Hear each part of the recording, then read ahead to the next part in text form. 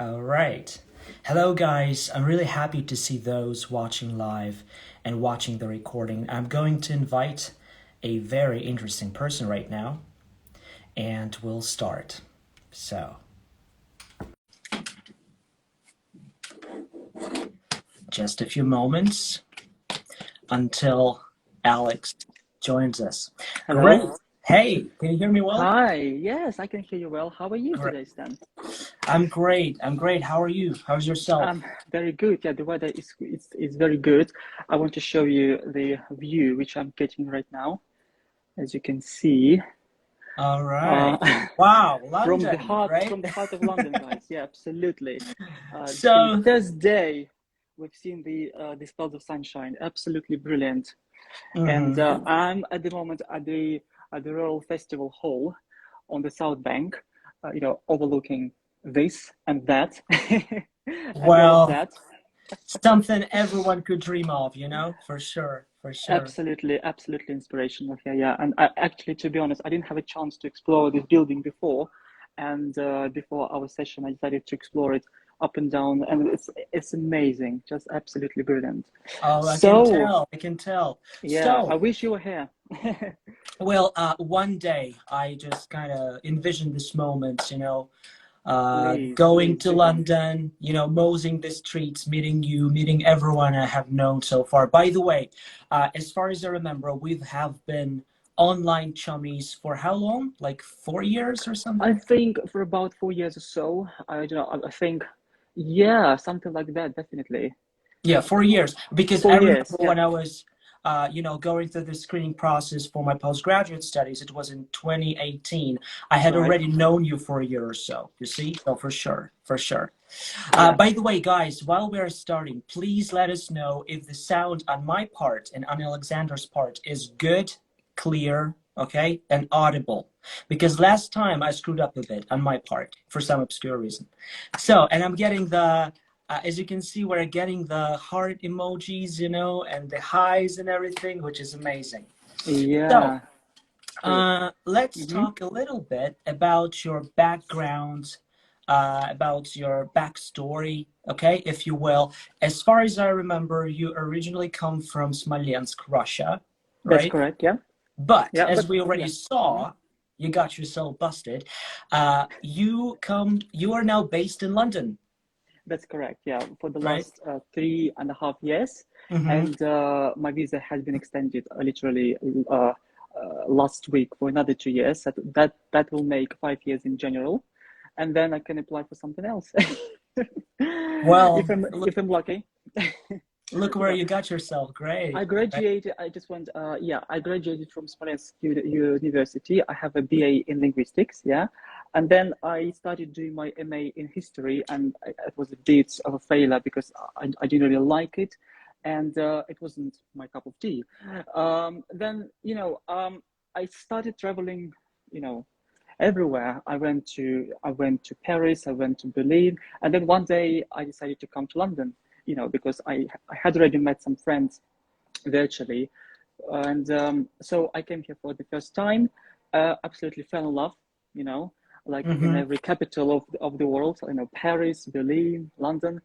And, then another 2 years, I met new friends, and then they were working in school, and the Mm-hmm. school was looking for a teacher, for a coordinator who speaks Russian, English, and French. Mm-hmm.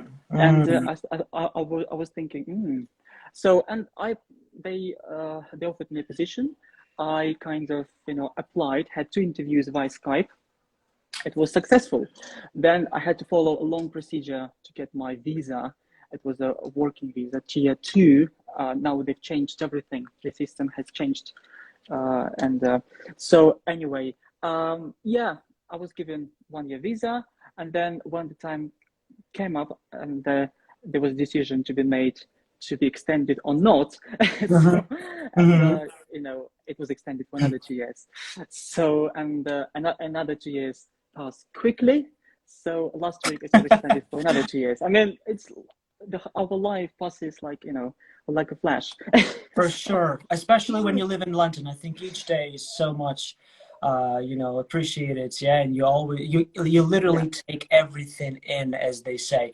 So it's been like what, 3 years then, right, or more? 2.5, nearly 3 years. Yeah. Yeah, in February, maybe 3 years. Yeah, Hmm. been absolutely amazing. From I've got a lot of experience working with nice people, and Mhm. I mean, yeah, I've just done my CELTA. I mean, uh, I will talk about it later. Yeah, one of the reasons I've done CELTA because I just to get the certificate, you know, from Hmm. the I've done it with International House, Hmm. and they might be watching us now. Oh, so that is great. That would be so great. yeah, and I got my grade B pass. I thought I would get A, but you know, Come on, it's not chemistry. about grades. Yeah, Yeah, ever exactly, so, for exactly. Yeah, sure. exactly. It's about experience. Actually, And Dwarf sorry, Throttle says, "Great to see you, Alex." You see, who so is I that? got Sorry. some. Dwarf Throttle is the nickname. Right, right. Yeah. He was a person who used to work in our school. He's from Ah, Germany. He's from yeah. Germany, and I used to work in MFL. I'm going to talk about it. And he assisted German teachers in MFL. Yeah, we Okay. had some fun.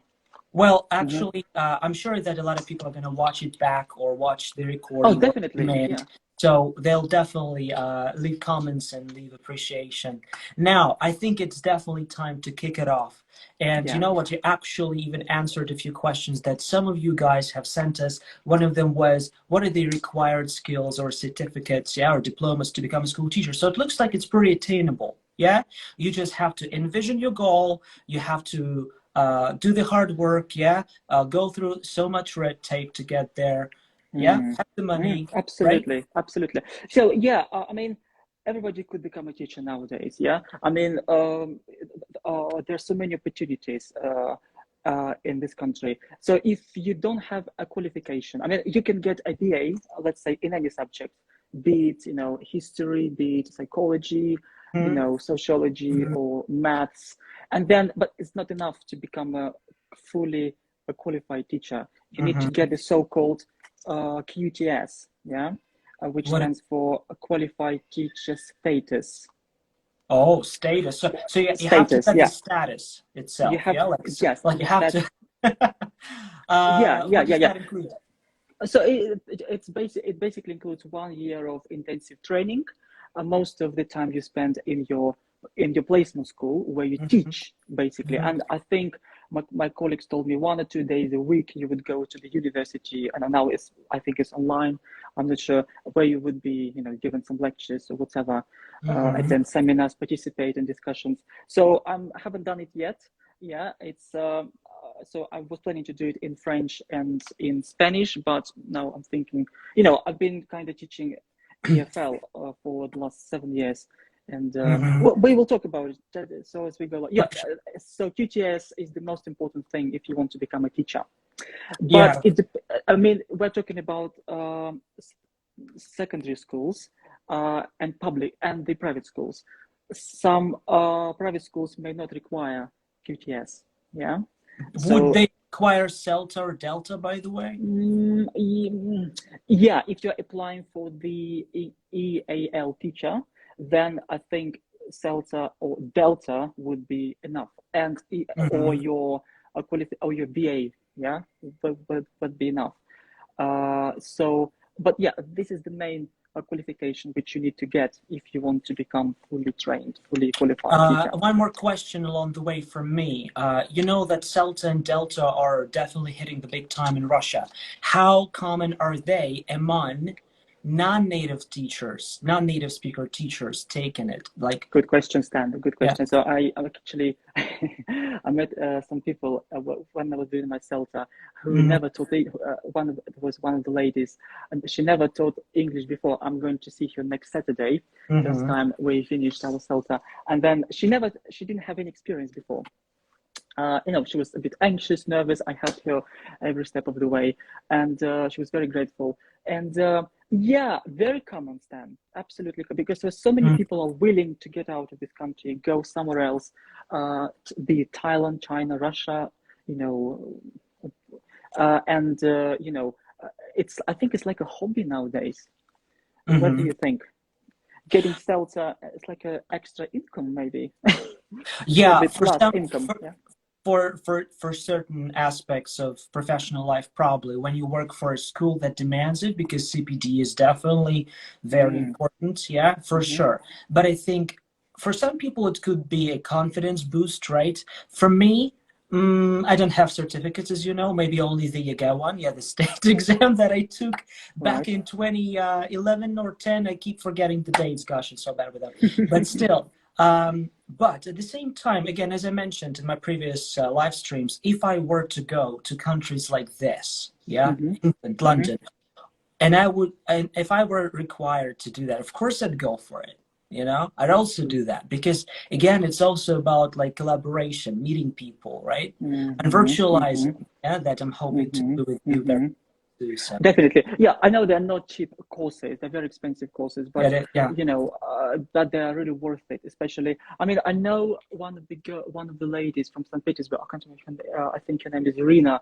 She was doing her Delta in the same building as me, and I actually encountered her on the social media just one day before she left for St. Petersburg. So we were basically in the same building, teaching the same students, and I didn't know that she was there. Yeah, you see, I mean, small world, eh?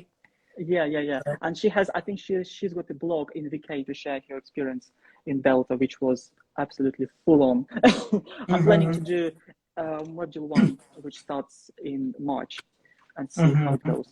Yeah, well, I mean, fingers crossed. But to be honest, then, there were some people doing Delta who didn't have any teaching experience, and they had many problems. I mean, with understanding, you know, grammar, with teaching collocations, or teaching, you know, or teaching idioms. But they basically, by the end of the course, they had the general idea of how to do this. So, you know, they had a shape of things, yeah. And then, I mean, what you do after CELTA, it's up to you, yeah. But right. But again, self-awareness, competence, yeah, the desire, they all have to be there when you apply, yeah? I mean, we shouldn't expect some silver bullet when it comes to courses, even like that, yeah?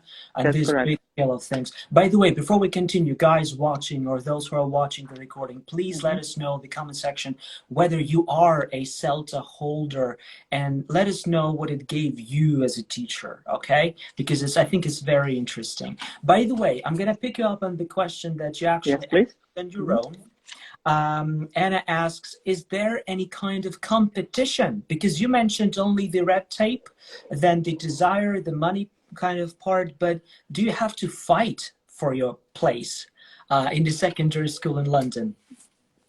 You do, yes. I mean, of course, you can start your career as a TA, as a teaching assistant, and then, I mean, you can definitely get promoted as you go along, yeah.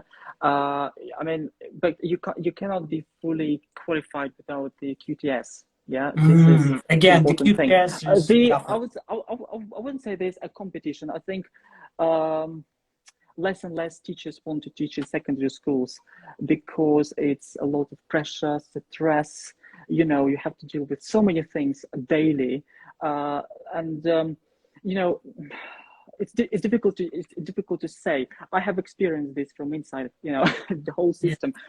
Considering the fact I didn't teach, I never taught in secondary schools in Russia, which you have something to tell us, yeah. But definitely, it's a long way. It's long way which you have to fight for, yeah.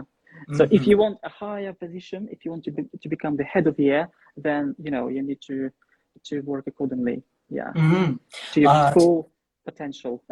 Yeah, but again, we have to get things straight. You are teaching foreigners in a London secondary school, correct? Yes, so I started off by helping French teachers to teach French for GCSEs, yeah. I was teaching mini groups and one-to-one sessions, which I genuinely enjoyed, and then as the time went by, I joined EL faculty. That's what I'm going to talk about, which stands for English as an additional language. Additional, yeah. Internationally, we call it EFL, correct? English as a foreign language. In this country, I mean, it's an additional language for students whose English is not a mother tongue, yeah? New for me. I didn't know that it's additional, because, additional, you know, дополнительный язык, yeah, like we say in Russian. Дополнительный язык, that's correct, yeah, дополнительный язык. Yeah, and then, I mean, it's, okay, we have a whole procedure, we have a set of things, how we do this. I'm going to go through what we do exactly and how we teach the students. Our school is multicultural, 1,750 students, and 50% of which are AL students, meaning that that English is not the foreign language. You know, I mean, like any capital of the world, yeah, be Paris, you know, Madrid or London, there are a lot of foreigners, yeah. So I'm going to ask you the same question, Stan. Have you got similar provision? We call it provision in Russia. Have you got like Russian as an additional language? Have you got something like that? I don't think we call them доп язык, yeah, we call them like foreign language, right? So I know that Yeah. EFL is what we teach, but if I were to teach in a country where the language is spoken, we would call it ESL, right? If we talk about the English equivalent, like English is the second language. But I think it's mostly like second foreign language is what we say in Russia, yeah, like this is your second foreign language, and we have a third. No, second would be German, for example, if you take one more, yeah, and English will be the first foreign language. So, no, I don't think that they actually have that, right? But by the way, in the school where you teach, as I understand, you have both, as you said, like locals and foreign students, multicultural. But at the same time, how big is the percentage of non-native speaker teachers? You know, very interesting questions. I think I can't tell you the percentage exactly, but definitely maybe 30%, I think at least 35, 40. It's a good question. I think I need to look at the data. I can't tell you now, but a lot of teachers are from abroad, are from overseas. Yeah, definitely. Maybe I wouldn't say 50. Might be. Not sure, but you know, our school is very multicultural school. I like it. I like this diversity and that there is no this kind. You hear so many accents every day, which is amazing. You know, it's just amazing. Yeah. And also the fact that you're a non-native speaker who teaches kids there in London, it's great that they allow that and they do not discriminate, yeah, against you being a non-native speaker, for example. Oh no, it doesn't happen. No, we have policies. We have special codes. You know, I'm going to show you later and talk through. No, it doesn't happen. I mean, it might happen, yeah, sometimes. But you know, there are special procedures to deal with the students who are being disruptive, who are being, you know, discriminative towards each other, intolerant. I mean, as soon as I started teaching here, I've learned so many things which we don't have or we might have and I wasn't aware of. So, but let's kick off. I want to talk about AL, yeah? Because sure. It's my, you know, job. So, sure, let's get to it. So it was new to you to learn that EL stands for English as an Additional Language. Yeah, internationally we call it EFL. Let's suppose a student arrives from Turkey, yeah? So my task would be to get him tested first of all. We have sets of tests. We use Cambridge Young Learners tests. They're quite simple, but still, you know. And then we have proficiency codes from A to E. A, like beginner, new to English, yeah. So you get tested first of all. Listening, reading, writing, and speaking. You kind of get the general impression of the student. Oh, he speaks little English, yeah. His writing skills not really good. His listening skills not great. Right. I'm sorry, the children behind. It's fine. It's fine. Yeah. He's new to English, yeah. And then we've got B, which is early acquisition. He's kind of getting there slowly but surely, yeah. And then we've got C, which is developing competence. D, competent, and E, fluent. To get from A to E, it's like the same to get from A1 to C2. You know, it's confusing, man. In Russian, that would be getting from 5 to 2. Yeah, it's as if like A, yeah, which is the top mark. Yeah. It's a hell of a journey, isn't it? Yeah. It's let's say I've got 2 students joined our school year 10. 2 years before lockdown took hold, and now they're year 11. They came with little English. They couldn't say anything. I do remember. Oh, they was just mumbling something, basic vocabulary, blah blah blah.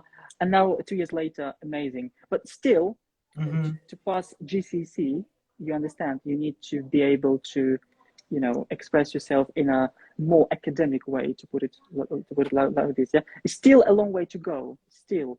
But when student arrives, he's not separated. He goes straight into classroom with natives.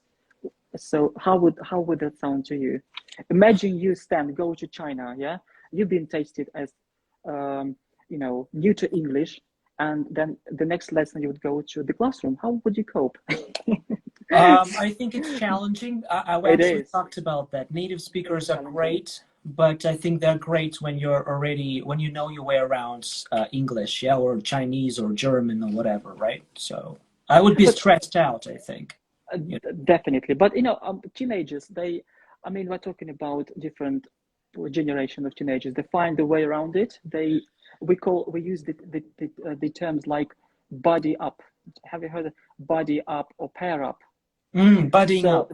Okay. buddying up. This person who speaks Turkish needs to be buddied up or paired up with another person who speaks similar language. You see? Why Okay. do you think, guys? I just asked the question our audience. Why do you think, guys, it's necessary? Why do teachers do this? Why Good should we question. buddy up? Let's ask the audience. Yeah.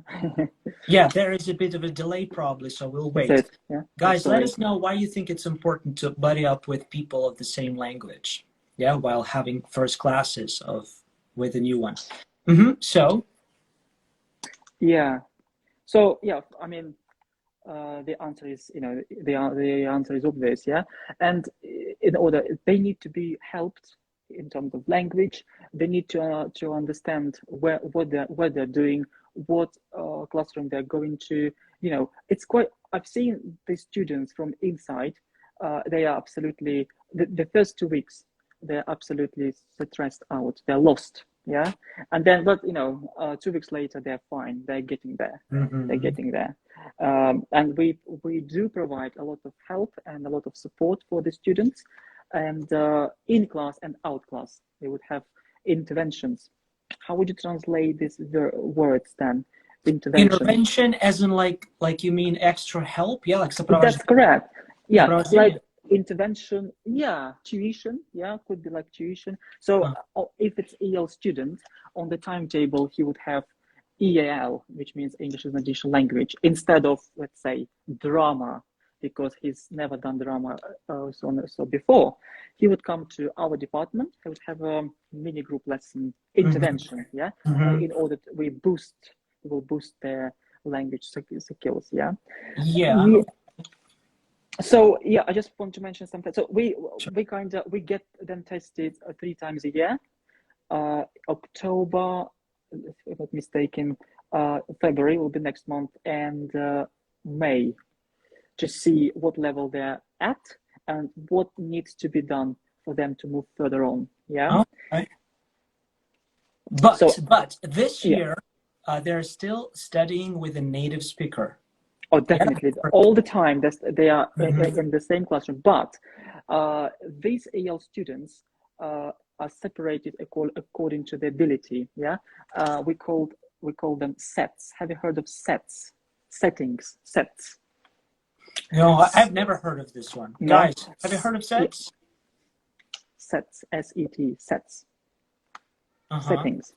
So in Russia, we've got mixed ability, yeah, classrooms. Yeah, for sure. Yeah, mostly, yeah, in secondary schools for sure. When you taught in schools, Stan, did you have these sets? Would it be top set and the bottom set?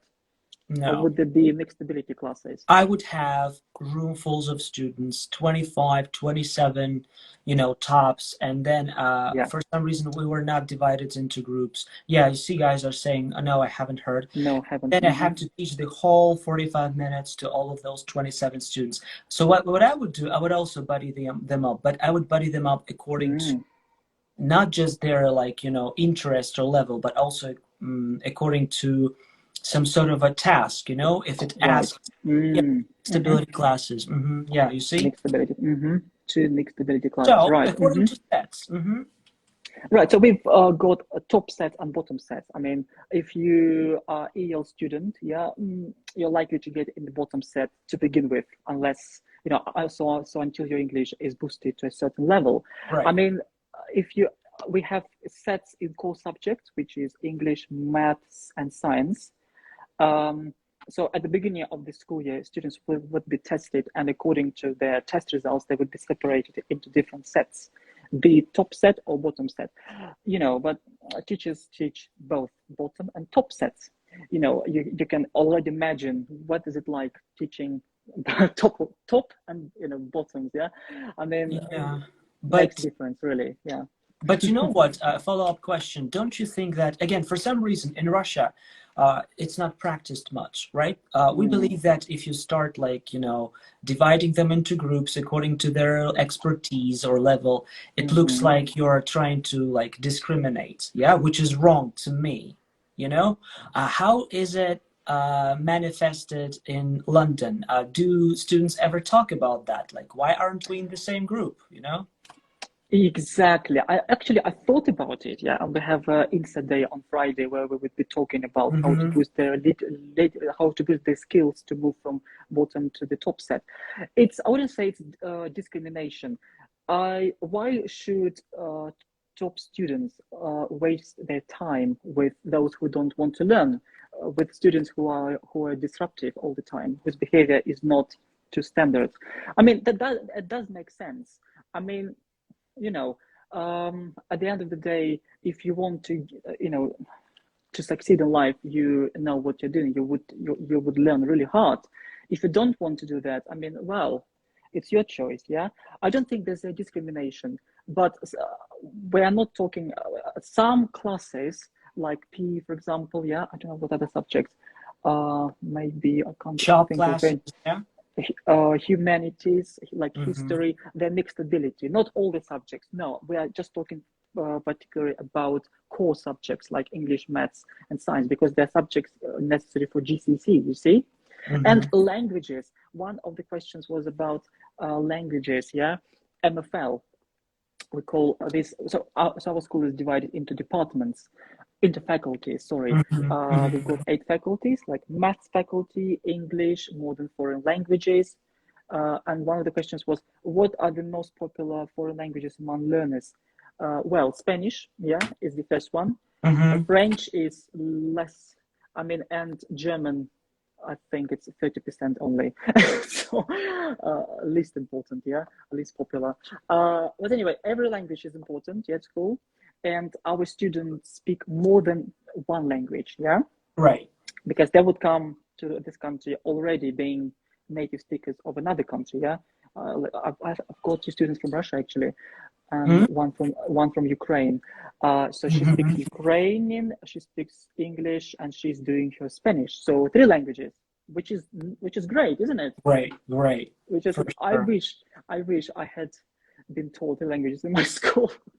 By the way, I'm gonna pick up on this. One of the Yeah. guys says, "Yeah, I do not recommend this method of education. This can be scornful for some pupils." I think he was also talking about this, you know, distinguishing. By the way, also, we got one more question, not a comment Please. question. Mm-hmm. Anastasia says, at uni we have ranking, but it's more about testing, not differentiating. Ranking system. The uni where I worked, we didn't have that, but I wish we did, because when you come into the classroom, you know, like, yeah, they have like 12 students tops, yeah, in the group, but at the same time, you have the, like, you know, potential ones and the ones that are just starting out, because this is their first, you know, time learning the language, and you're like, how do I go about that? How do I not discourage you? You know, so when I worked there, I always hoped that one day we would have those ranking system too, you Do you know. know what, Stan? It's like shifting from BA. If you So, for example, I finished my BA in linguistics, and then I decided to take up history, Mhm. MA. That was one of the reasons I dropped out, because lack of that knowledge which should have been in place. And yeah, you're absolutely right. Absolutely, you have to have this prior knowledge yeah, to be able to cope with the curriculum, yeah. And you know, when I stepped in at the faculty, I was like, what is this? What is that? I'm doing a MA, so I have to write a thesis. So that was, I mean, change that was beyond my, you know, beyond my abilities. Listen, I'm gonna tell you something that I've never Uh, told online. I started my postgraduate studies back in 2018, right? You remember that? I yeah. mean, aspirantura. I was hoping to become this candidate of sciences, you know, everyone's dream, yeah? Not, Yeah. obviously. And then, can you believe that? My last year, 3 months before I was supposed to defend my thesis, I dropped out. Didn't even finish my postgraduate studies. I'm not going to tell Oh you why. no. We all kind Sorry. of Yeah. understand. Sorry to hear But that. at the same time, I felt like things are changing. Life is changing. Priorities change, you know? And I don't think that I would be very much comfortable holding this degree. I'm okay without it, you know? But obviously it speaks a lot about different things, yeah? Like why it happens, because a lot of people drop out. So I think that it's important to make sure that you make the comfortable environment where everyone thrives, yeah? But not Exactly. drops out. So, by the way, we have a few more comments along the way. Mike says, I was educated using the ranking system. It was okay, you see? But as far as I remember, you come originally from Kazakhstan, Michael, you see? So probably there you also had a bit of a difference going on, yeah, in the education system-wise. PhD is a nice plus, not qualification. Right, you know, but these days things are changing. Yeah, a lot of things are becoming irrelevant. And if you're not planning on staying at uni, and if you leave, it's lose. So, for sure. Definitely, definitely. Yeah. Yeah, absolutely Now, agree. Yeah, uh, so shall we move on? Yeah. sure. What else do I need to say about EL? So yeah, I've just said buddy somebody up with, or pair your students up with students who speak the same language. Right. This is very, very important to boost their confidence, which these Uh-huh. students lack. You know, interventions currently government. I mean, we know what happened 2 years ago, yeah, with this virus thing, and government pouring a lot of money into education, yeah, you know, and is providing a lot of, you know, opportunities, a lot of interventions after school for students who need to catch up with their subjects. You see, we have 4 months left before GCSEs, you know, and imagine those students who, you know, were year 11. My students, particularly EL students, they missed out a lot. Poor children had to learn from home. You know, that was absolutely disaster for them.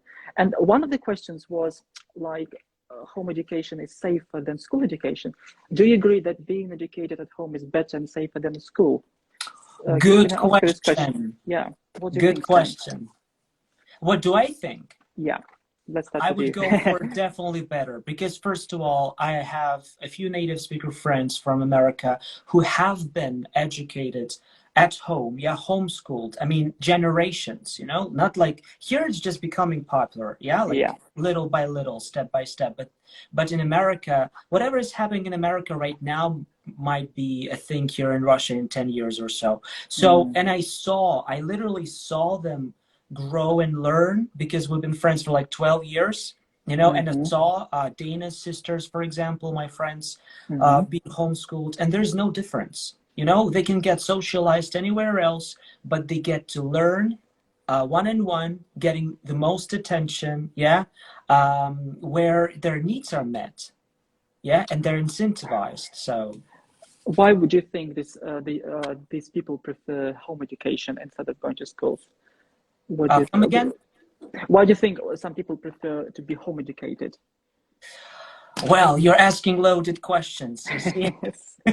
I think because it's safe to say that education is definitely getting disrupted, right, all over the world, and people prefer to, you know, have their own priorities straight. Yeah, they want to learn specific stuff, right? They want to make sure that whatever they're learning is going to be valued. By the way, speaking of values, Vlad, who's also a school teacher, says a PhD is devalued in this country, Russia. The effort does not pay. Agreed.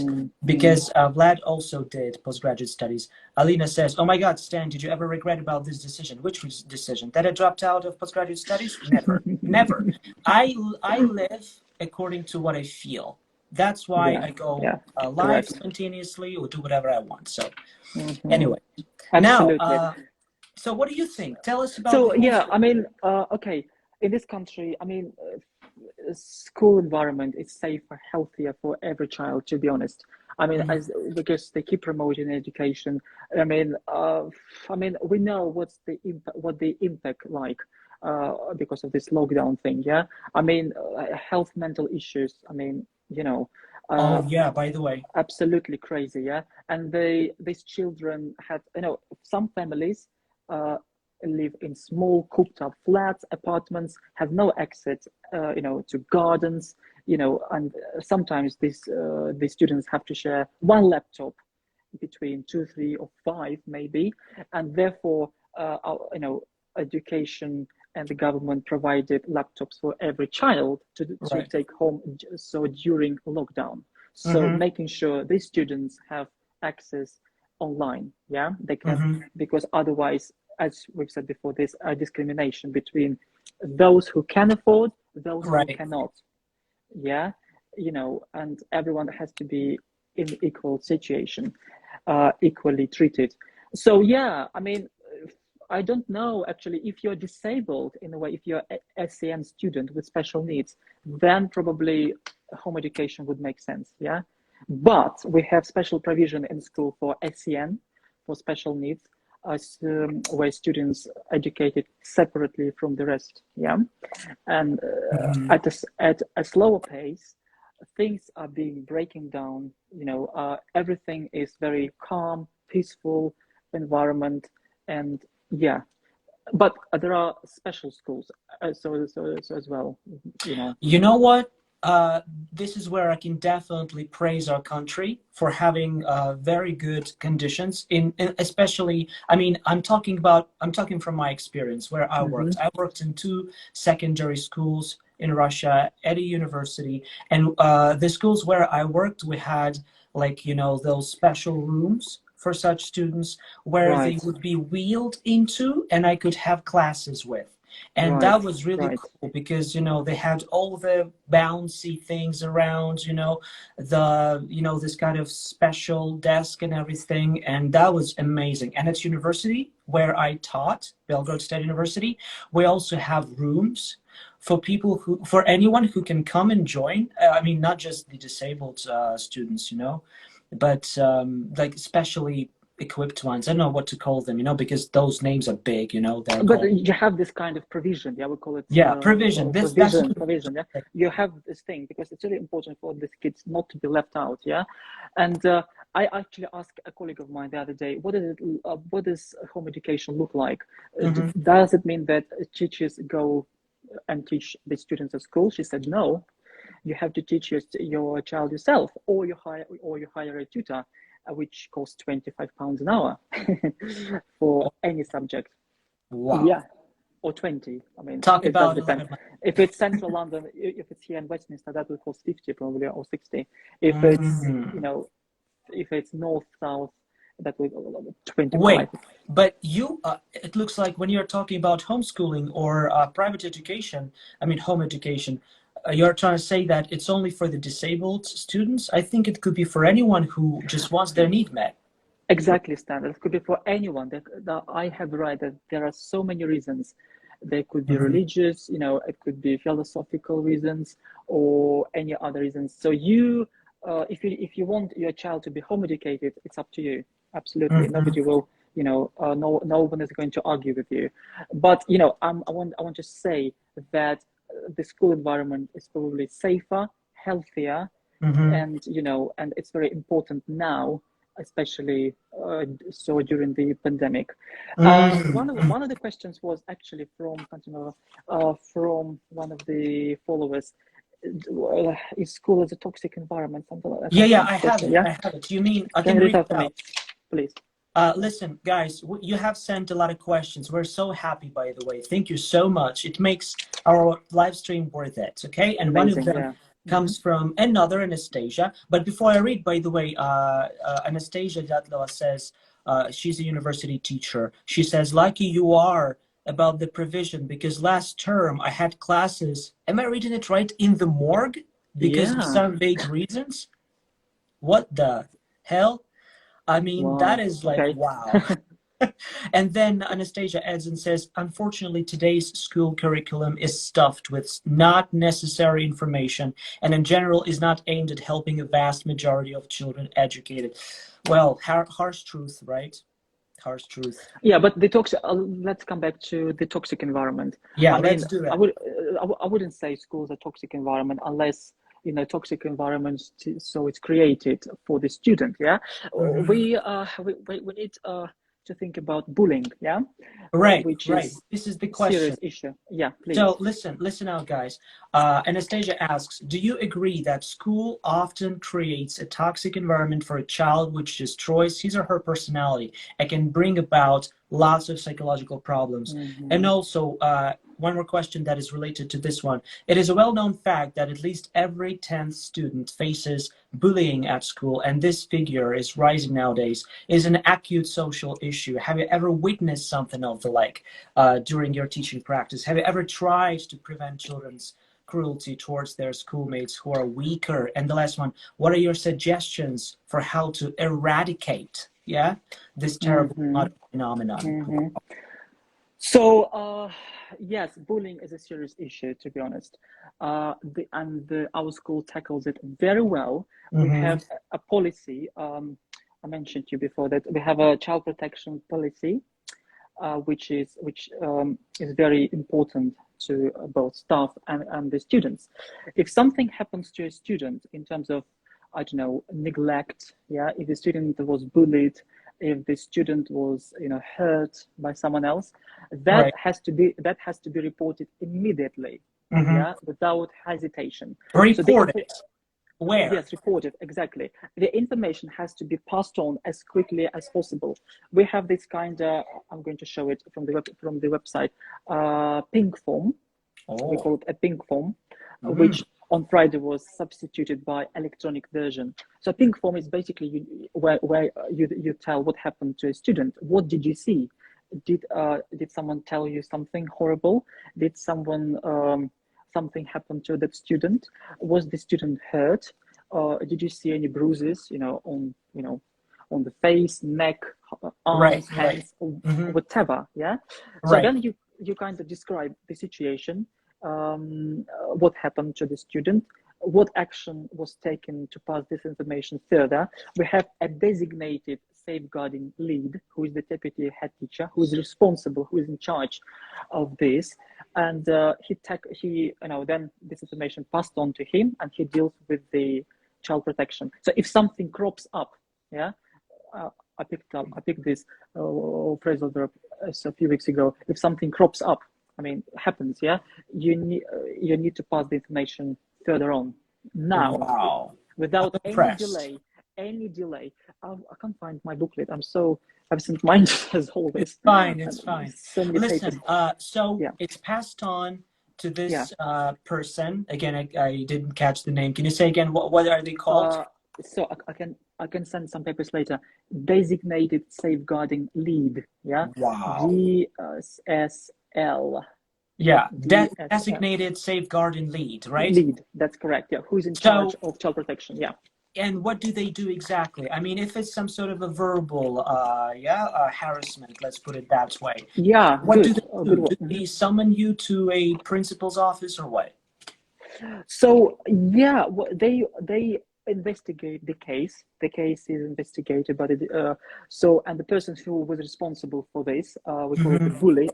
So bully, yeah, a Mm-hmm. bully is punished by being excluded from school internally, not internally for 5 days. Are Makes you sense. talking about like, gosh, what's the word I'm blanking on? Like, um, when they like drop out for a while, what's the word for that? God. Can't remember. Yeah, Like, can't. от занятий их, guys, help us out, отстранить от уроков. What's the, Отстранить от уроков. Yeah, that's you correct. have this kind of idea in England and in America. And Mm. I think that if it were in Russia, students would be happy. Okay? They'll be like, yay, job done, you know? Another day off, yeah. Yeah, guys, what's the English for it? We're both blanking on it. Can you believe that? It happens. Not expelling. Expulsion means No, they expel is where, yeah. literally. yeah, officially kick you out. We're talking about, you know what? I knew this word. You see what happens? Suspended, kinda. Good word. Yeah, Yeah, there's one more. Hmm. suspended. Yeah, we say just he was internally underlining excluded for 5 days. Yeah, Excluded. Ah. internal. What I get in emails is internal exclusion. So he's not excluded totally from school, but Yeah, yeah, for yeah. I 5 days understand. he's not allowed to come to school while the case is being investigating. Being investigated. Investigated. Mm. Yes, So it's the makes real sense. deal. By the deputy head teacher, yeah, by the Yes, by the DSL. way, guys, correct. Yeah, now it's coming back to me. Suspension, suspend, exactly. Yeah. Suspended. Yeah, it's a good word as well. Yeah, You can the suspend a child, license as well, for the example. child, the child was suspended for bullying another child. Was internally internally excluded for 5 days for blah blah blah. You see? Mm. Yeah, Mm, and we okay. have this procedure. We have a long booklet, a thick booklet, which we pass exam every year on child protection. Yeah. Right. So, and we have to kind of learn this by heart and be aware of the procedures. You see.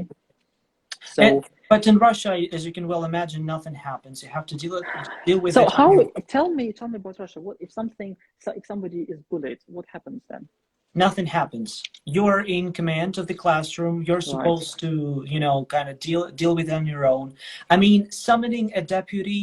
By the way, we're going to be but guys, stick with us because in a few minutes we're going to be talking about some interesting vocabulary, Mm-hmm. education-wise. Yeah, we're going to talk about what's the English for, or I don't know, like Дневник. замдиректора, взаимопосещения. Yeah. So Mm-hmm. this kind of deputy principal for academic, yeah, work. Let's put it Mm-hmm. that way now. Mm-hmm. If you summon them, it means you show weakness because students obviously sense it, right? Everyone senses body language. So if you're a force to be reckoned with, of course, you could just settle things in the classroom, right? If you Mm-hmm. don't, you have to deal it on your own. And I know that a lot of teachers are also leaving school just Wow. can't deal with that. And God. teachers are also bullied by students, correct, Valentina? So Oh no. Sorry, guys, to hear that. I mean, yes, but in this country, thank God, there's so many procedures which and so many provisions which deals with particular incidents, which is important because form tutor, I mean, class руководитель cannot handle this amount of work piled up every day. sure. Teach, mark, plus deal with child protection. This is just enormous. This is just crazy. I think one of the reasons people are reluctant to teach in secondary schools. Maybe maybe this That could probably. be the case. But Yeah, listen, yeah. and then I think everyone has this question in mind. Please, yeah. Does that help to reduce the amount of cruelty and bullying in the classroom? This Yes, notion that you'd be suspended or internally excluded. yes. I don't know about external exclusion. I think we excluded a few students in the past for I don't know for what I can't remember really. This is but if every student is aware of the consequences, what will happen next if you don't follow the we call them minimal expectations, which I want to read out to you actually. Sure. Go Which ahead. is about cooperation, courtesy, commitment, and contribution. Yeah, I can. It's not a secret, so I can scan and send it to you guys. That would be amazing. We This will need is to post. this is hung in every classroom, in every and it's been read to students every time if they don't follow. Let's say, for example, oh, Daniel, you've forgotten about commitment. Where is your homework today? Can you read it for me, please? Now, yeah. Or Peter, Wow. Peter, you do not respect do not respect your classmate. Let's read it out now. Yeah. You're kind of pointing it out to the to them every time they don't follow it. You see. And if you don't, you start guilt tripping them by Yeah, saying, but well, most you importantly, knew. how Right. would a class teacher cope with a person who misbehaving, who disrupting the lesson? How did you In cope, Stan? Russia? What did you do? Well, Yeah. you know what? You might be surprised, but in my case, I can barely remember a case where my class was disrupted. Probably because, first of all, I followed the English only approach. Obviously, I did use some Russian when it came to some maybe grammar and some equivalents. But I would say, as we say in English, in Russian, я брал языком, да, вот их имеется в виду эти уроки. То есть они понимали, yeah, they understood that I was kind of the big deal in the classroom. And they were like, okay, oh, he's talking? Like what? Like, am I supposed to talk? What did you say? So you see, they were always on alert. Yeah. And then I could entertain and teach at the same time. We were friends, but sometimes I would have those. Yeah, I would call the parents, Valentina says. Yeah. We call it call home. If you don't follow my instructions, I will call home. Yeah. Call home. And the parents, it's a good colloquy. And say the students are afraid of this. Call, no, please, ma'am, don't go home tonight. I will improve. Well, it kind of works, but at the same time, I did have a few disruptive students. I would just talk to them and try to figure out what works for them. I would say, listen, I would like to have a one-on-one with you. Okay. And then I would ask them, but I did see a lot of these things going on. And unfortunately, teachers usually, when things get piled up and pent up, they resort to some sort of,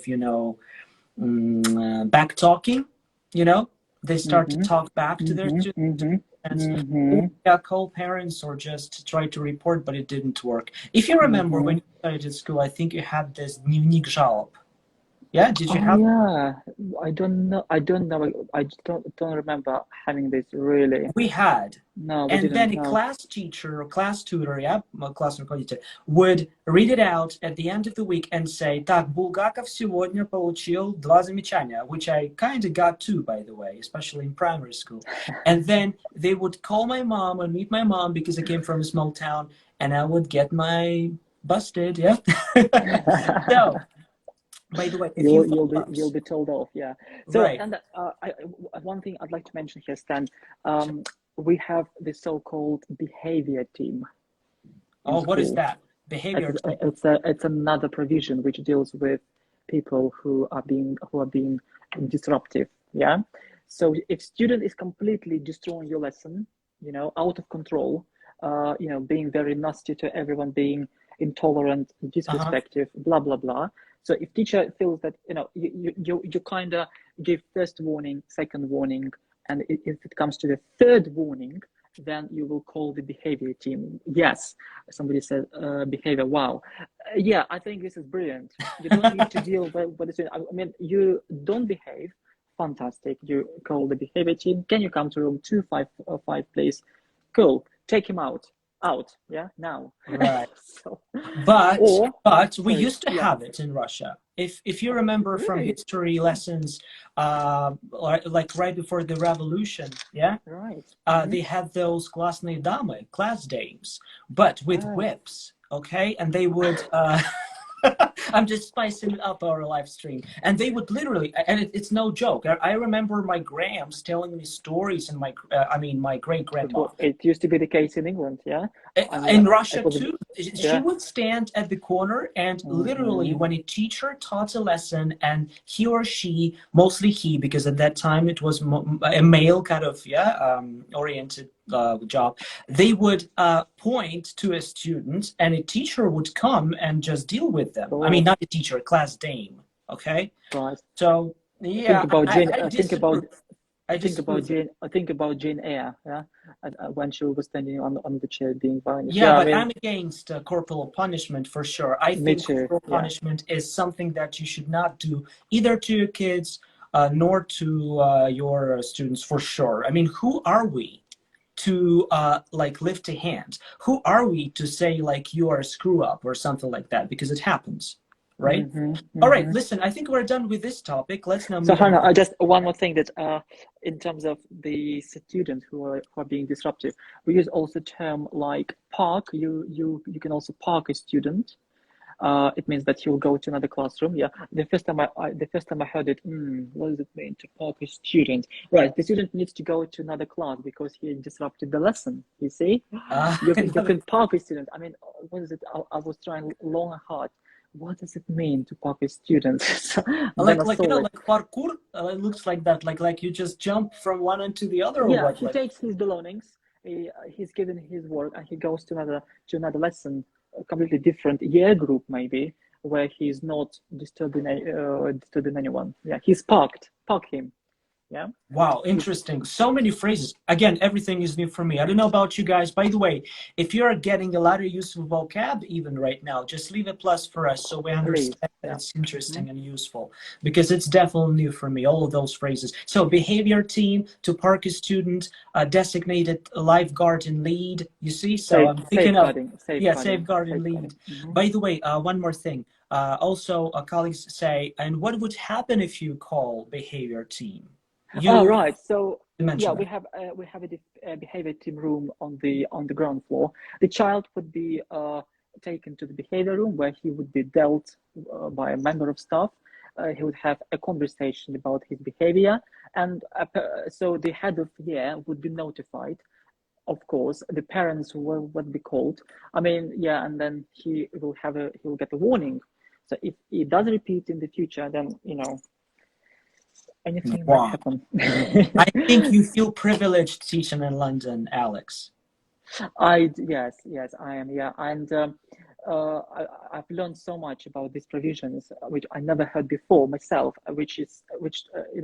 And the life gets easier dealing this with these kids.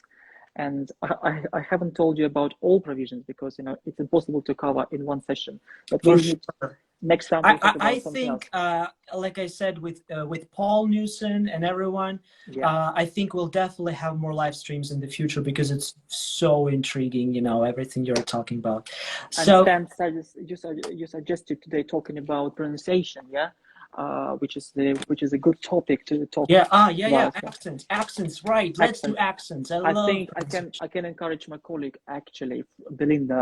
I did myself with her, and she might join us. I will ask her. I I think mean, she knows more about it than I. I'm all than up I for it, man. I'm all up for it. By the way, also, definitely save the live stream. Of course, we will save it. I mean, such gems should be saved. Now, also, we're getting a lot of pluses and a lot of heart emojis. Thank you so much. One more thing before we continue. Yeah, it's also important to mention. Sorry to keep you, Alex, with this question, but Anastasia says, what if this bully does not follow any advice? How to react to Icho approach? So what's the question? What is if the bully does not react? Yeah, like if they say "Icho, no чё, ну All пишите." right. I think it's yeah. Then I mean, That's he would be dealt he will be dealt one way or another. I mean, it's up to the head of year. I think students do improve, yeah. So they do improve because they know the consequences. They know that they may be expelled from the school right. externally. They know that what will they do, and they will have a letter of recommendation. Yeah, they'll have a letter of Mm-hmm. recommendation Mm-hmm. where there would be reason why they were so expelled. So yeah, It's really a bad thing for them for the career. That's why I think yeah, a tiny percentage of students are expelled, but still it happens. you see, so they know that they would be expelled. In Russia, you know that you would never be expelled. So You hence know, behaviors. But no comments. Uh, No comment. also, guys, don't get me wrong. I'm a Russian. I work there. I'm not trying to diss Russian school and Russian education. We're just stating facts. We're reflecting. We're sharing knowledge, ideas, suggestions. I'm sure that most of you would agree it's a problem. But again, we are here. It's a shared responsibility. We can all deal with that for sure. Shall we move on to other questions? Yes, please. Alex? Yeah. Sorry, yeah. Okay. By the I've got way, another question. Actually, Hannah, if you want me to ask a question, I have a list of questions. Do sure. teachers have meetings at school? What do they talk about? Yes, my They talk question about is, meetings. Right. We do have meetings. We call them staff briefings, Tuesday and Friday, as we used to have them. So in the past, 10 minutes before the lesson kicks off. Normally, a lesson starts 8:30 and finish periods. Yeah, we call them a period. para. So period, Yeah. yeah, period 1, period 2, yeah, and finish at 3 o'clock. So this made, what do we talk about? One of the questions was, what do you usually talk in these meetings? Talk Right. about general stuff. You know, if anyone has a question, you just raise your hand, talk. If you want to share a concern about, so again, a particular child, you talk, yeah. If you want, you know, say what's going on, if you want to have, share a positive, to give a positive feedback, please talk. I mean, it takes 10 minutes. I mean, just general stuff, really. Right. Yeah. So that's it, yeah. General stuff, but how about paperwork? I didn't hear the paperwork word. Do you The have paperwork. to do a lot of КТП, АПОПы, фигопы, I'm sorry. I don't know. Yes, yeah, Do you yeah. have to do a lot of stuff like that? Progress checks. We call them progress checks. Yes. But it's different. So Wait. You didn't get me. You see, you guys, you can see that Alex mentality is different these days. Yeah, from what it absolutely, was. yes. Sorry, I I'm never taught in asking secondary school, about Russia. I'm asking about some paperwork. Like, for example, you have to do some reports not related to actually your classes, you know? Like, is excessive paperwork a thing where you work? You know? Like syllabus, you know, like curriculum that never would be even addressed, you know, or like used, but still. It's not the case. I mean, you have to do the progress checks for students every half term. Definitely, you have to check where they are in terms of the progress. Because I work in slightly different provision, we don't have as much paperwork as teachers you would normally have. But still, we have our lesson logs, yeah, where we have to write about the lesson, you know, the topic, how the lesson went. You know, it's like journal, this kind of thing. You mean But this, yeah, lesson log. a lesson log, yeah, lesson log, that's correct. And where we would, you know, progress, you know, see how the child is doing, you see.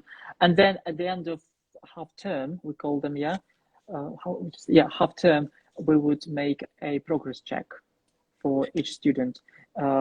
If student is performing badly, then it would be red.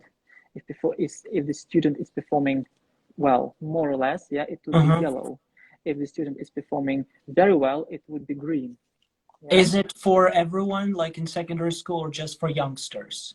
For everybody, yeah. For secondary, because our school consists of secondary and sixth form. Year 12 and year 13. Right. We should mention that when we talk about первый класс, второй класс, 10 класс, yeah, because this is primary school. Yeah. And this is not, it's not in the same building. It's a different, it's usually in a separate building. Exactly. In a different school. In a different school. So buildings are separated. So primary school somewhere else, then a child goes to secondary school, which could be anywhere else, you say. You can even go to different town. You can go to different county, to different part of England, or even Scotland if you wish. I don't know about Scotland, Scottish education, but I'm more, you know, more of a secondary school teacher. Secondary school in England, yeah. For sure. So, but private schools, I think, are different in all respect. There was a question about about private schools. Something. What was the question, Stan? Can you read it, please? That's a good one. We have so many questions that I don't even remember this one. You know. No, I can't see that. If it pops up, I will let you know. Okay. By the way, are grades valued as much as they are actually? Are they valued, those marks?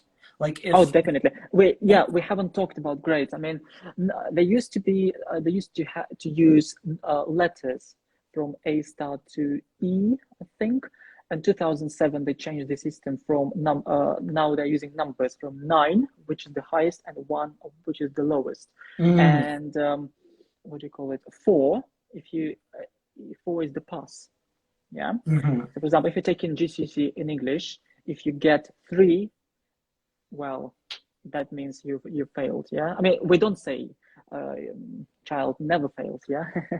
Yeah, you never fail, but still, well, you like underperforming, yeah. You have to try better. You have underperformed, and what will happen next? Your question was, you will resit the exam, you will retake it. So again, yeah, one of the in American English they say a mock-up exam. You will have to have a make-up exam or make-up test. I think I've heard of it. Yeah, yes, yeah. Or just retake it. Yeah. Um, I mean, imagine EL students, yeah, who just arrived 2 years before the GCSEs with little English. What do you think? I mean, we're trying our best, you know, because they Right. have to take science, English, maths. Maths is easier. There's not much writing in there. Science, you know, it's language, words, sentences. English, definitely. I mean, we should look at the English GCSEs papers 1 and 2. They're quite interesting in terms of, you know, what's the difference between our YIGA and not YIGA, but Okay. OGA Okay. and OGA, because it's year 11 students, yeah, and English GCSEs. So if you can't speak English, then you know what can you say here? You can, you mean in Russia? No, in England, yeah. If our EL student arrived 2 years before actual Mm-hmm. GCSEs, yeah, without understanding, and then you know how likely you are to succeed in this test, yeah, Unlikely, right? likely, yeah. But it's not completely failed because students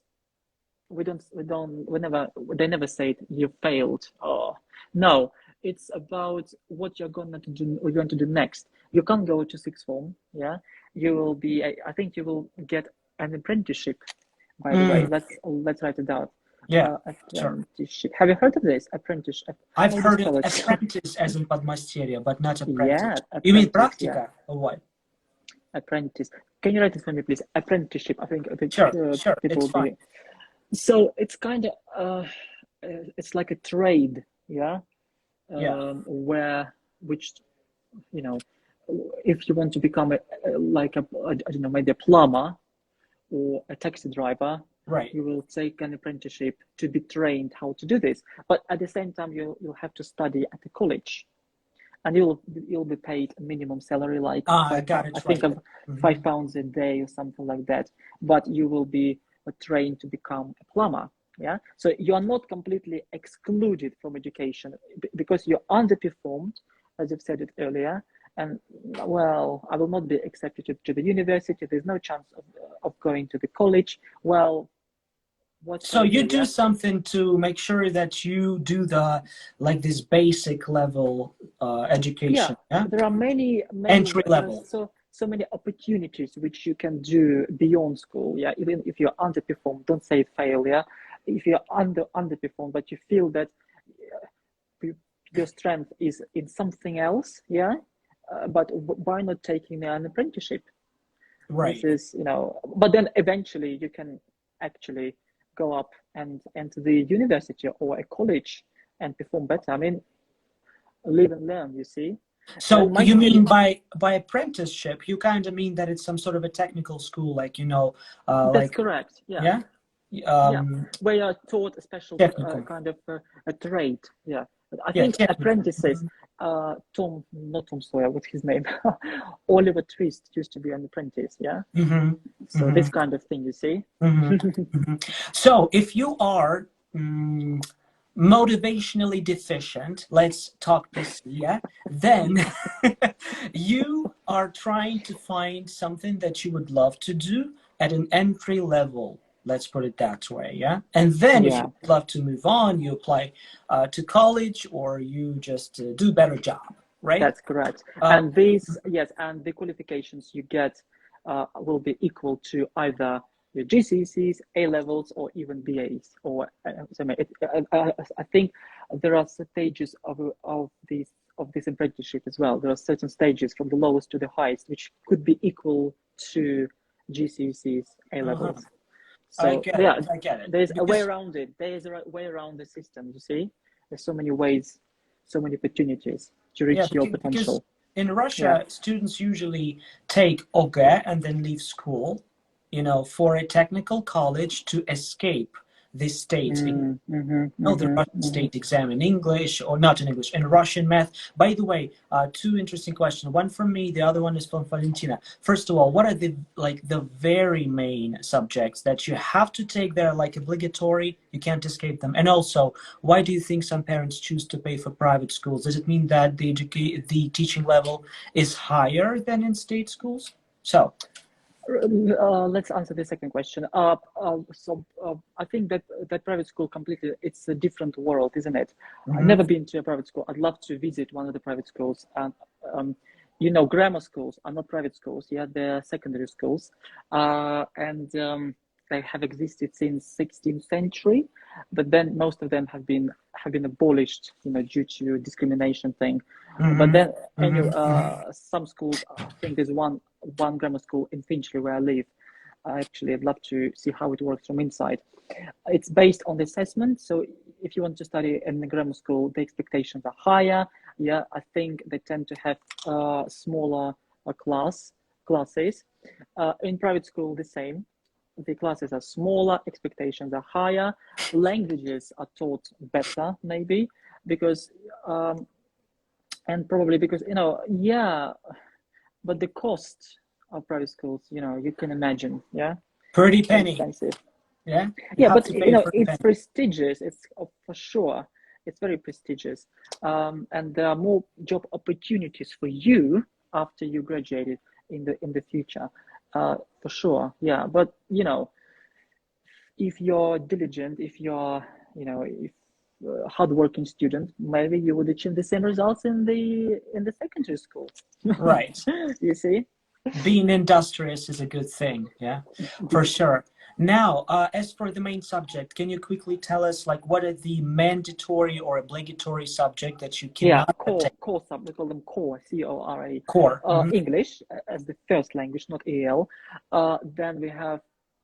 I just wanted to say Russian, English. God, maths and Mm-hmm. science are core subjects, compulsory for GCSEs, and then optional subjects, whatever you want. Yeah, Uh-huh. if you want to move on to sixth form, you can take languages, Spanish, French, German. You can take, I don't know, humanities. You can take photography, for example, or because our school is a specialist school. Mm-hmm. Yeah, we have a particular focus on arts and drama. All Ah. right. So yeah, and that's why some students, yeah. So if you want to connect your life with acting on the stage, with music, so you can take music, for example, as you do. So it can be up to as many optional subjects as you want to. I get it. So you said it's a specialist school. That was your question. Yeah, specialist school. It's like, Специализированная? that's correct. Yeah, Okay, specialist, that's a good one because we're specialist going to school. talk about that. Also, quick question. Tell us a little bit like about your working hours schedule. Like how many classes per day do you have? Any days off? When are you free? Days off, Saturday and Sunday. Yeah, go tomorrow. So and then we work from Monday to Friday. I'm now on the full time table again. So it's around 4 or 5 lessons a day. Oh, So okay. Like classes a day. generally And yeah, one lesson lasts 60 minutes. Not 60 because it's a 45, period. 60. Yeah, because Period. it's парный урок. Yeah. Not Okay. obligatory. For example, look at the timetable. Yeah, I have a timetable Yeah, here. tell us. For example, period. Okay, on a second. Period 1 is maths. Period 2 is art. Не пара. Так ведь? But they could be like English, like here. English, Okay. periods. Yeah. Mm-hmm. But so Mm-hmm. period is the same as lesson. It could be double lesson. Yeah. So Yeah, that, you that's what know. I meant. That's what I meant. Yeah. Because we always ask questions like, how do we say окно в расписании? That could be a free period, right? Free period But or window. Yeah. yeah, so window can be still used, right? Not just Yeah. like a free period. Mm-hmm. Because I've Window. been Yeah. asking around, they also say free period. You know, like I have a free period. Did you teach today already? No, it's day off. My A lessons day actually off? On today. Sunday, right? Sorry. What are you talking Because about? I taught today, so I even forgot whether. Yeah, I normally teach online, my Russian students, but it's the holiday, your last day today, yeah, and Right. then you start tomorrow. So I Tomorrow. will start. My full timetable will be tomorrow. Yeah. Another quick question before we dive into the most interesting part, I think, which is equivalence, you know, Russian, English, education phrases wise. Igor asks, why do they call it science? Isn't it broken down into biology, chemistry, and physics? That's correct. So science is a general subject, which is divided into, as you said, Igor, divided into, broken down to biology, chemistry, and physics. So, for example, if on your timetable you have science, so, but the actual topic would be, for example, something photosynthesis in our biology, yeah? So it's divided into physics, yeah, biology, and chemistry. Yeah, so it's a bit complicated, isn't it? It's a bit, yeah, but it makes sense because they're related. Also, isn't a period a kind of uni lesson? Anastasia asks. 95 minutes. It's a period, a kind of a uni lesson. Yes, yeah. For example, if you have a double English, that will be 60 plus 60. That's correct. A bit true, which is difficult. I find it's quite difficult for students. I mean, not for year 11s because they're taking their GCSEs, but for year 7s, if you have double English in year 7, that's really difficult for young kids to stay alert for for 90 minutes. Especially if it's the last challenging. Yeah, because last classes are so hard to get through. Imagine teaching German period 5 on Friday. German, don't get me started. I told you that German was my second foreign language. Now, by the way, quick question and answer to another Anastasia. Anastasia, you're saying an opening in a schedule is a good option for окно расписания. Yeah, but only when you are talking about your private classes, as in like, так, давай посмотрим расписание, могу ли я взять ученика? That's what it means, an opening. You could say, I have an opening in my schedule today so I can meet you, Alex. That's what mostly it's used for. What do you think, Alex? Are you talking about a slot? Like, so slot, yeah, окно в расписании моего расписания, not at university or school. I've asked around about that, that's for sure. You could definitely say free period. And as Alexander debunked this myth, you could also say window, like literally. You see, that's interesting. Now, I think the fun part starts, yeah? I have come up with this kind of mental list of phrases that I'm going to read out for you. And I suggest that you share your own understanding or knowledge of them in English. I'm talking about some realia, you know, let's put it that way. Give me a moment. I got ready too. And you guys, please share your ideas for words that we're talking about. If you know, maybe you have other questions concerning those. Let's start with an obvious. Дневник. Is that a thing? What's the English for дневник?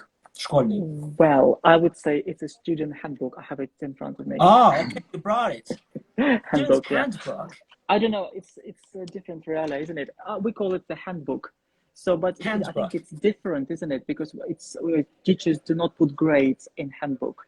We have special register where online register called Sims, where you would mark absentees, students who are absent or present, and you would put their grades in the system. We call it a handbook, but it's actually like encyclopedia, to be honest. It's made up of some policies, codes, maps. You know, maps of England, maps of Russia. So it's like literacy. It's quite educational. It's quite educational. Can literacy. You your schedule into it? Can you stick your schedule to it? Like definitely. Yeah, and you can stick your timetable, school timetable in it, and it's also used for personal notes, so students can take notes in there in the handbook as well. Anastasia says, can we say mark book if we still talk about дневник? It does depend on the country, I think, yeah? So how would you say in Russia, how would you call that? I know that we were taught to say registers, you know, like register, or grade book for a teacher, a grade book or a mark book like journal. Now, by the way, we have a question concerning this vocabulary. Классный руководитель. Yeah, I've heard you say, Stan, class tutor, yeah? Or class teacher. We call class tutor. I think the best equivalent could be form tutor. Form tutor. And let's now specify. How would you say он учится в 5 классе, в 11 классе, в 10? It's not a form, right? He's in year 7, in year 10, in year 11. We call it years. In the USA, you call it grades. Yeah, is that correct? Yeah, but you could also say year for sure. So year 5 student, for example, yeah, like a year 5. So, but why? What about the sixth form? Can you just differentiate? Like, why do you still have a sixth form? It's not exactly class, yeah. Sixth form. No, this is, I think, for higher. It's like a higher school, isn't it? It's like YGA classes. But I had a conversation with the colleague of mine. Asked what's the difference between a class teacher and a form tutor. Yeah, she said to me that the form tutor is attached to a particular class, who is in charge of this class. Equivalent is class руководитель, okay? And class teacher is a teacher who teaches a subject, but not necessarily attached to a form. So I hope it makes sense, yeah? It does. So class does, tutor, yeah? So a form tutor, you have a class, you are responsible for it, yeah, all the time. And a class teacher is a teacher of a particular subject who may or may not be attached to a particular form. You see? Interesting. Interesting. All right. The list continues. Okay. Also, зауч или замдиректора по учебной или воспитательной работе. I would say deputy head teacher for curriculum, for syllabus. Okay, for curriculum. We call it for curriculum. Yeah, deputy. We have a few of them. Deputy head teacher for curriculum. Yeah, I would say for curriculum or syllabus. Guys, let's do it that way. Maybe tomorrow we will make a post where we will like write those equivalents for sure. But now, to save the time me typing, because it's going to get really complicated, I will not type, just listen out. And please suggest your own ideas. And my idea is the one that I also confirmed with the native speaker is deputy director or deputy head for example, academic purposes or for academic work. That would be замдиректора по учебной части. I love this one. I love this one, Stan, as well. A deputy head for academic purposes. That's fine. That's fine. Yeah, I mean, it does depend on the school, really. For sure, but it's important that it's for, not of. Like deputy head. No. Preposition for. Yeah, like make the ministry for education. Yeah, for sure. For sure. Definitely. So, so this interference does not come into the picture. Now, кружок, кружки. Well, I would say extracurriculum activities, classes, or we call them classes after school. I have a class in drama after school, what I heard recently, so students say. I have a photography class after school. That's simple, isn't it? Yeah, also after school clubs, yeah, we could say. After school clubs, yeah. Or if you have a speaking club, for example. Activity, I didn't hear about activity, but after school class in photography, in biology, yeah?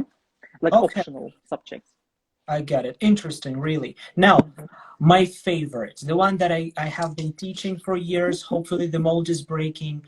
When we're talking about the idea of автомат в университетах, it's not an automatic mark, even though it's a Russian notion. You can definitely have some equivalents, which are not exactly 100% equivalent, because as far as I know, it's not a big thing in England and America. But still, from what I know, before you say it, and from what I've asked around, especially one of the British colleagues who worked for the department I worked for, he says that автомат или ставить автомат would be to waive the exam. W-A-I-V-E, waive. Or you can get a waiver for an exam. Or a teacher can waive the exam for you because it means like освободить от экзамена, yeah? Or you can say exempt, to exempt. How about you? What do you know about that? Yeah, I've asked my colleague who is doing her degree now in school, and she said, she's heard about waive, but I think it's got another meaning connected with court or something. Yeah, right, exactly. Sure. Exactly. To waive the right. To waive the right. To waive it. Yeah. And in terms of an exam, I asked her, has she ever been released? Exempt from an exam because she's been performing well. She said, "Well, even if you perform well, you have to sit your exam." Yeah, for sure. I mean, well, in our culture, it's slightly different. I explained the situation, and she said, "Yeah." She said, "To be exempt sounds good, but for example, people are now exempt from wearing the masks." Yeah. Oh, that's a good one. Tell us about this one. Hold a second, just 1 second, Sure, please. sure. Think Oh, I Paul thought. joined. Paul, hi. Really happy to see you. We're discussing vocabulary for education. You can also help us out, okay? Yeah, We're talking about exempting people, you know, folks, students from exams, like waiving exams. Do you have this one in English? So, sorry, yeah, to be exempt would sound better probably. And if you know take, if you go by tube, for example, you can be fined for £200 for not wearing your mask unless you're exempt. What exactly on so you public mean the transport? exempt card that you're supposed to wear? Yes, for example, in International House, where I did my CELTA, some students would wear, you know, these cards, which would say exempt from face covering, Wow, exempt that from is wearing like, face mask. So does it have a positive meaning or so negative meaning? So it does depend on the context really. But so it's been popular with the coronavirus. Yeah, I'm exempt mm. from. So two meanings: exempt from something, from an exam, to waive the exam, right? And also an Yeah, exempt card yeah, for face coverings. yeah. Also, I watched TV series, and it's all about education, and I heard Mm-hmm. that they said something similar to our автомат. For example, I need to hand in the assignments in time to get out of the exam. Get out of the exam. It isn't like избежать, чтобы не сдавать, you see? So I think you could also Mm-hmm. say to get out of the exam, you need to blah, blah, blah, you see? But again, this concept is mostly Russian, Soviet, I would say. Mm-hmm. It does not even exist. Yeah, really, it does not exist officially at university. You're not No, actually no. supposed to pass students. By the way, Anastasia says, I will pass you is a good one, for sure. That's what Ian says, my colleague, the Britisher. He says, like, I will pass you, pass all of them. Yeah, I'm gonna fail you if, yeah. See, so you could also use it for sure. Yeah, Now, yeah, that definitely. brings us, by the way, pedagog-организатор. I've never heard of this one. Any ideas? Do you have them? It's Pedagog-организатор. organize it. I don't I've organize a never teacher. thought of this I one. never heard of it. Yeah, I don't know. Have no idea. Sorry. Organize a teacher. You Yeah, can I don't organize know. it. Do you have this thing, by the way? Do you have a person who's responsible for organizing events on school grounds and everything? We've got a trip I think the coordinator maybe. Yeah, coordinator person who organizes things. So, for example, in our school, we've got a so a trip coordinator, person who would organize trips to Makes different sense. countries. I've heard this one. Maybe coordinator. I don't know because Coordinator.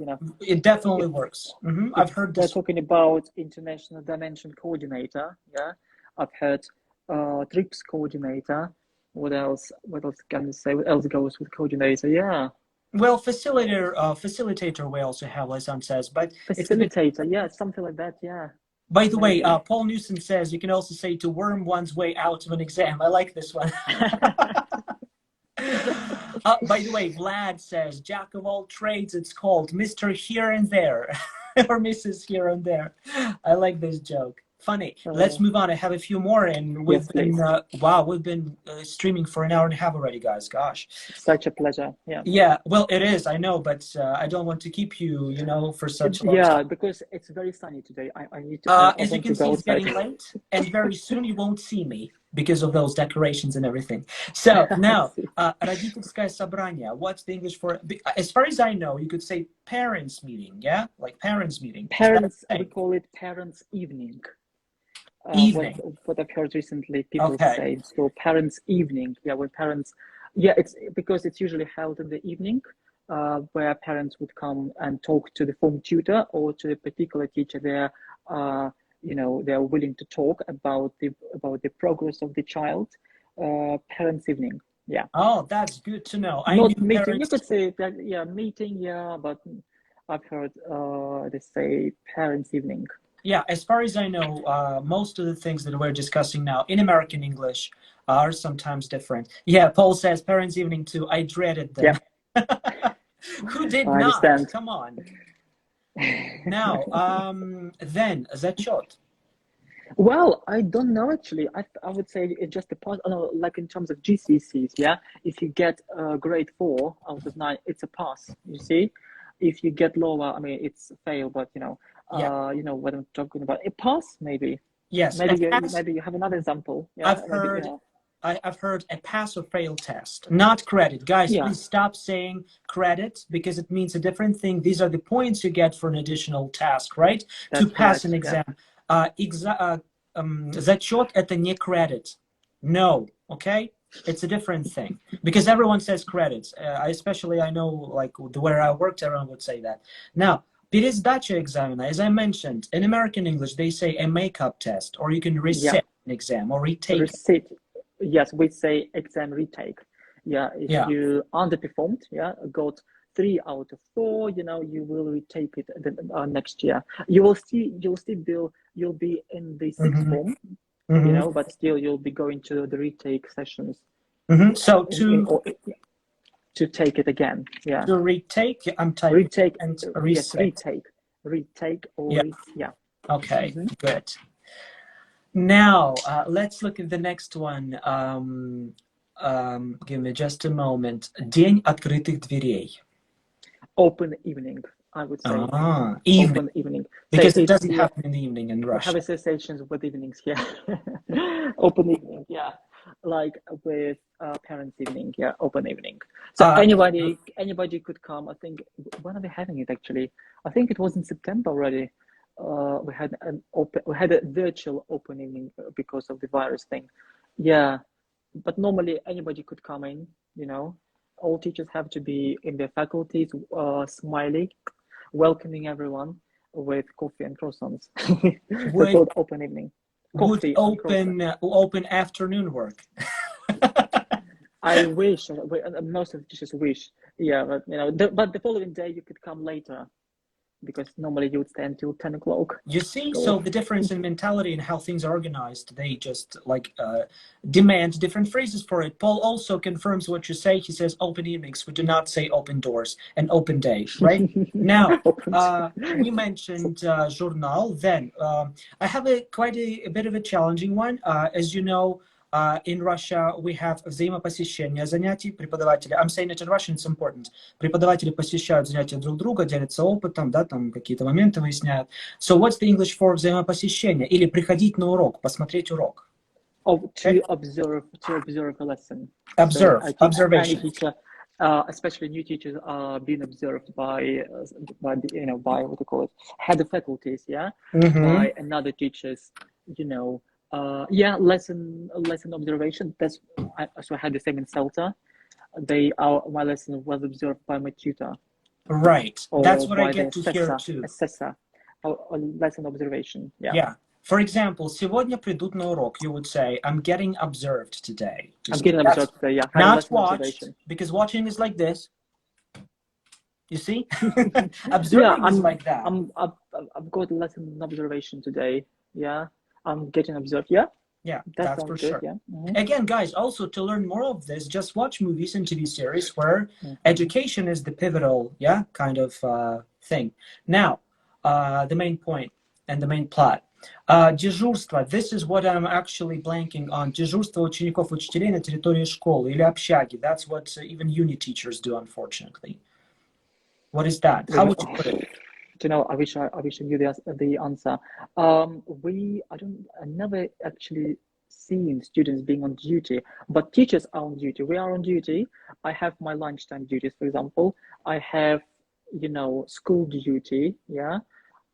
Just to be on duty. I mean, I never seen when I was in school, we had to stay after schoke and we have to clean the floor in the classroom. That was when I say this to my colleagues, they say, "What? What are you talking about?" Yeah, exactly. What the hell? Yeah. I don't know. I mean, it's a different thing.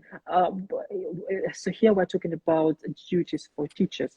The teacher can be on duty. Yeah. Exactly. So the phrase "who's on duty today" actually works when it comes to such. I have a break duty today. In sixth form cafe, for example, I have a lunch duty in the school canteen. That will work. But I never seen actually students being on duty. I never seen that. Exactly. So again, maybe it does exist in the private schools. I don't know, Stan, maybe, because I wish I knew the answer for that. But yeah, teachers are definitely on duty. We're on duty. Yeah. On duty. Okay. Let me turn on the light. Maybe it will help. No, it won't. Okay.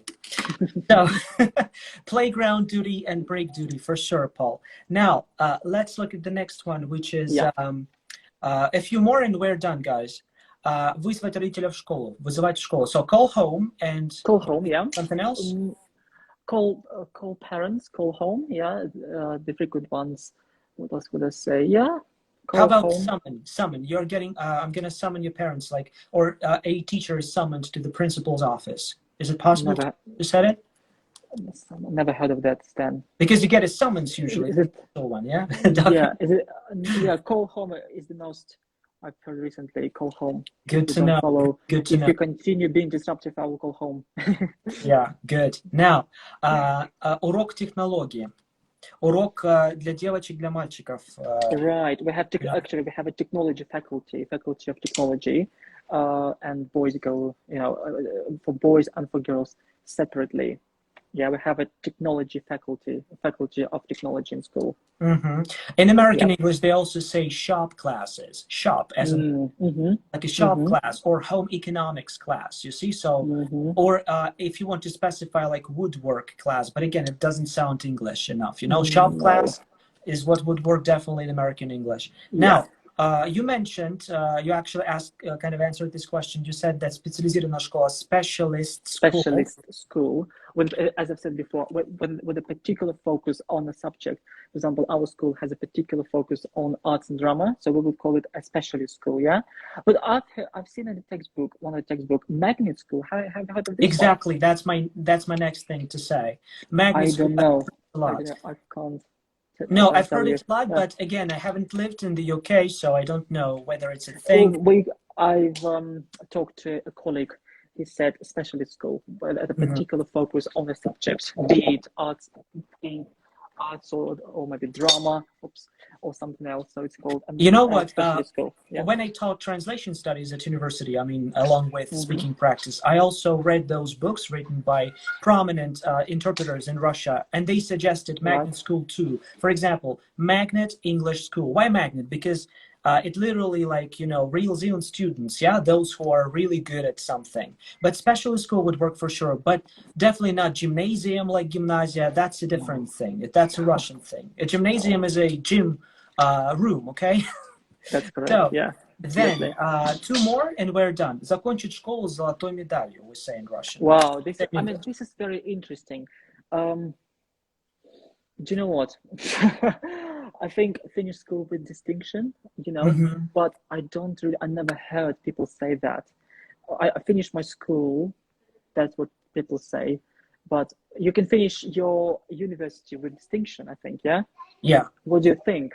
I think with it's honors. With honors, yeah. It's mostly related to universities, but I don't know about schools because I asked my colleague just finished school. But then when it comes to your GCSEs, most importantly, I say I passed my GCSEs with flying colors, which could be equivalent. I passed my YIGA with distinction or something like that. And the last one, what was the last one you said?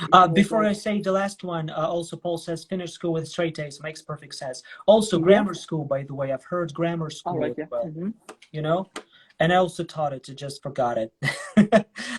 Graduate uni with a first class. Yeah, I've heard of those rankings, but in Russia we have a different one. And the last one I think would be, even though I have a huge list, let's settle on the last one. Получить аттестат об окончании учебы в школе или обучении. So how would you put it? To get a GCSE certificate, I think I would say it like this. So a certificate. Subject, GCSE certificate. So with a list of subjects you took, So for example, maths, English, and science core subjects plus something else. Or whatever you took, I don't know, languages or, photography, for example, drama, art. Yeah, makes sense. But the thing that you get with marks or grades in American English, I heard it's called a transcript. This transcript includes all the subjects that, like that you... We have the same thing, yeah? Yeah, I didn't know, аттестат, список, like a transcript. That could be... Yeah. Yeah. And we also should have said that, of course, all of the things we're saying is just our experience and what we heard or what we kind of witnessed. Of course, it can differ because we're comparing two different animals, Russian education and English education. But at least we can find some common ground when we use the ones that we mentioned, I think, you know? And special thanks to Paul for confirming and adding more equivalents and suggestions. Alrighty, guys, listen, we actually planned this for an hour, but it never, No, it's okay. it never It's gets been old. amazing. You know? I mean, it's such a good day today. I'm going to show you a view Yes, one show more us time. the I think view. I cannot resist it, guys. Wow, I mean, I've been sitting here for my an eyes hour, are so just eating it, you know, all of it, yeah, taking come it on, all go. in. Oh, come here. Oh, let's have coffee. So, and it's at the Royal Festival Hall. I'm seeing some Oh, friends later on for coffee, and then I need to prepare for tomorrow. amazing, amazing. Amazing view, yeah, amazing view. You know, we Absolutely stunning. have this envy thing going on, you know, but in a good way. Well, I'm you're always actually welcome. very happy for you because my notion, yeah, the like this kind of wisdom that I go by is that learn from those who can inspire you, learn from those who can teach you things, yeah, because learning is a lifelong journey for sure. I believe that this has been another incredible live stream. This time with Alexander, last time with Paul. I'm sure more to come. I think, Alexander, you covered most of the questions and subjects and I don't know, whatever it is. You taught me so much today, so it was like a lesson for me, you know? Oh, pleasure, And Stan, pleasure. Absolutely. I just want to say that you're very inspirational. I mean, you inspire people. I like your posts, you know, your videos and live streams. And your last with Paul was absolutely amazing. oh, tell me You about covered it. so many 10K views on idioms. K. So idioms, it's my passion. I hear it every day. I have lots of idioms in my head, but sometimes when it comes to saying this, I cannot remember any of them. So I mean, you're hitting the nail on the head. Yeah. So Yes, but again, I mean, you know what? I would like to finish this on this beautiful note and say that these days, guys, times are changing and we should collaborate. We should work as a team. We should learn from each other, teach each other, give each other, drop knowledge. It's never about competition. It's always well about done. Yeah, friendship. yeah, exactly. Not like being rivals or opponents, Mhm.